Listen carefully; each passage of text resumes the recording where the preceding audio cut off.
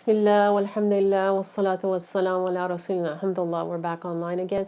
So if you prayed alone and you want to repeat the same prayer in congregation, you need at least two other people must pray with you. So you prayed by yourself. So if you're praying the prayer for the first time, you can just, if you just have one other person with you, that suffices in the congregation. So husband and wife, they haven't prayed Isha at all. They're praying, they pray together and it counts as a congregation. So that's important because then you get the virtue of the congregation.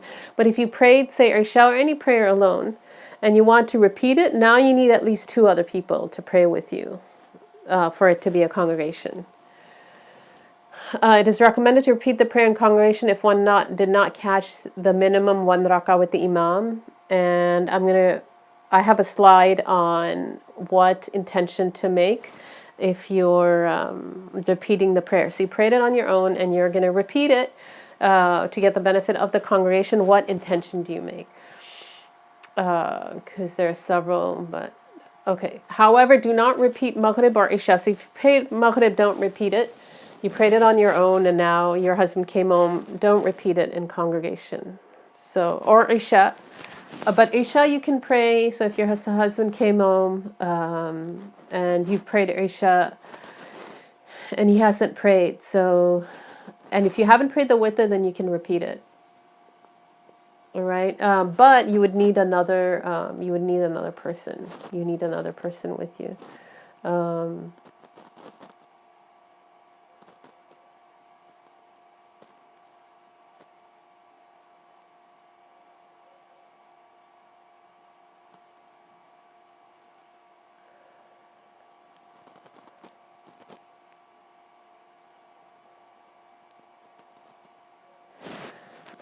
Okay, so here are the intentions that you can make.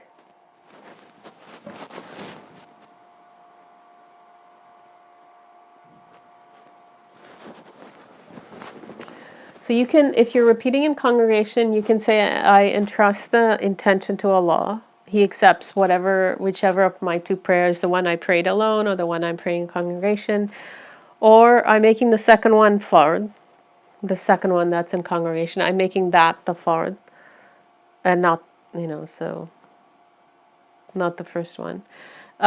Or you're saying it's a completion of the first prayer. So there's going to be, inevitably, Allah forgive us, there's going to be deficiency in our prayer.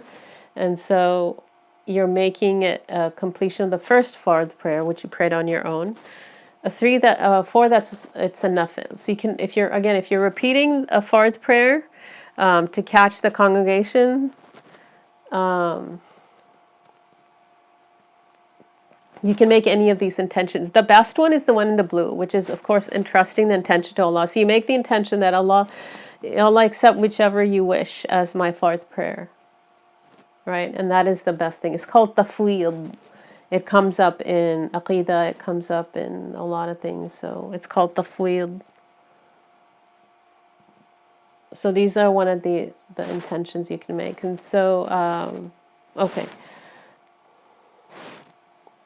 Okay, per Muhammad Maulud, Imam Muhammad Maulud, who's the author of Purification of the Heart, Prohibition of the Tongue, he wrote over 63 books and several treatises, and he lived for 63 years. SubhanAllah. Per most of the Maliki scholars, one waits till the Imam is stationary in the new position and then one follows him. But this is not required. But you have to be really careful, especially if children, when they're learning to pray, they should not get ahead of the Imam. And we'll go over that. There's a lot of detail on this, and I actually had made a slide with all the details, and it's here, but I didn't want to go over all the details of that because it depends on, do you do it with him, immediately after him, do you get ahead of him? There's a lot of detail. So, but just the ideal thing is wait till he's in the position and then go into it. And like I mentioned before, that if an imam, one of the ways you know that he knows his fiqh is he won't say the takbir of the action until he's in the action. So he'll go into sajda and then he'll say Allahu Akbar. And that's a sign that he knows his fiqh, because that's what the imam's supposed to do, so that people don't, it's a rahmah, so that people don't get ahead of him. Whereas the person who's praying, the follower, the person praying alone, they do the takbir at the beginning of the action. Except there's one exception to that. But okay, note if the takbir of entering the prayer and the final salam. Okay, so there's a lot of detail on this, and I'm not going to go over it unless somebody wants me to do. And I actually had made a separate slide on. It's really important to make sure you wait till the imam has completed the Allahu Akbar of entering the prayer before you begin saying Allahu Akbar. There's a lot of detail on that, and majority of the time the prayer is actually invalid. So make sure that he completes the takbir of entering the prayer before you say it, before you start it. And that he says, Assalamu alaikum. Like the Malikis don't have rahmatullah.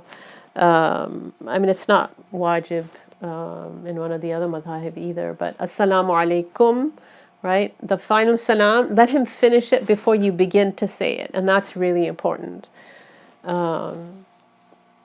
So the takbir of entering the prayer, the takbiratul ihram and the final salam, don't start it before he starts it. As far as the other actions, we'll go over in, some of the detail. I actually left out a lot of detail because there's so much detail, especially in Khalil. Okay, if while you're in the prayer, say you're praying and a person starts, your husband starts praying, you can't change your intention from a solitary worshiper or vice versa.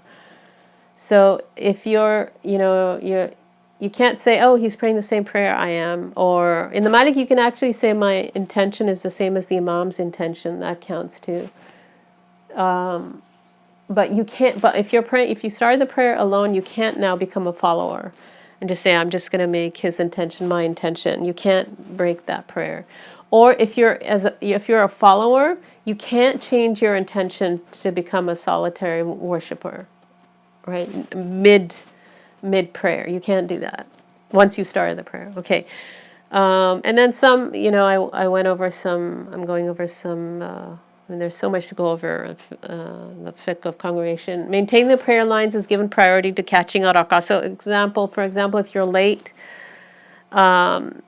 and you don't want to run. We talked about that. You want to rush the prayer, but not such that you're out of breath. So you should maintain your same. You shouldn't be breathing heavily when you get to the prayer. So, but you try to catch him before he raises his head from the bowing, because we said that's once he raises his head from the bowing, you've missed the rak'ah. If you don't think you will catch him before he raises his head, then instead of joining the prayer and saying Allahu Akbar from wherever you are in the masjid or wherever you are, what you do is you would walk to the prayer line and not try to catch the bowing. Right? You don't rush and try to catch it because you don't think you'll catch him anyway before he raises his head. Join the prayer line and then say Allahu Akbar, and then, just make up whatever you missed. If you think you'll be able to catch him, what you do is wherever you are, you say Allahu Akbar and you go into the prayer. And then while in the position of bowing, you actually move to the prayer line. That's the difference between the first one and the second one. If you think you'll be able to catch him before he gets out of ruku', wherever you are, and you feel the imam is reliable, wherever you are, you just say Allahu Akbar, you go into the prayer, and then you would say Allahu Akbar of going into bowing. So you have two Allahu Akbars, right? One of the getting into the prayer, so don't forget that. And then one of going into bowing. And then while your hands are on your knees or close to